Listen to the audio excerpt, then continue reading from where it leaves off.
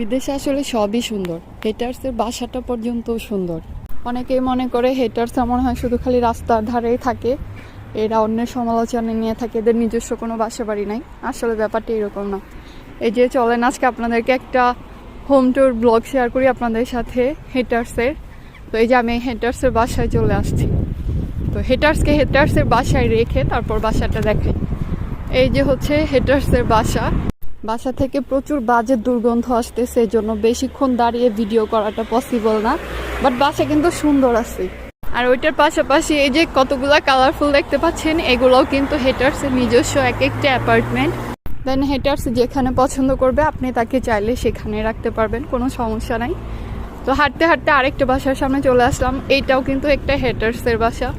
তো এই বাসাটা অনেক সুন্দর, দেখেন এটা আবার সুন্দর করে একদম পুরো দেয়াল করা, আরও অনেক হাই প্রোটেকশন বাইরে থেকে, আই মিন হাই সিকিউরিটি। এখানে চোর ডাকাত তো ঢুকতে পারবে না, হেটার্সকে কোনো বিরক্ত করতে পারবে না। আর হেটার্স পচে গেলে সহজে গন্ধ বের হবে না এখান থেকে। তো সবাই সবার মতো করে হেটার্সকে এখানে ফেলে দিয়ে যাচ্ছিল। আহারে কি কষ্ট লাগছে দেখে। এই যে এখানেও দেখছেন কয়েকটা কালারফুল বাসা আছে। তারপরে এই যে আরেকটাতে চলে আসলাম, এটাও একটু গরিব গরিব মার্কা।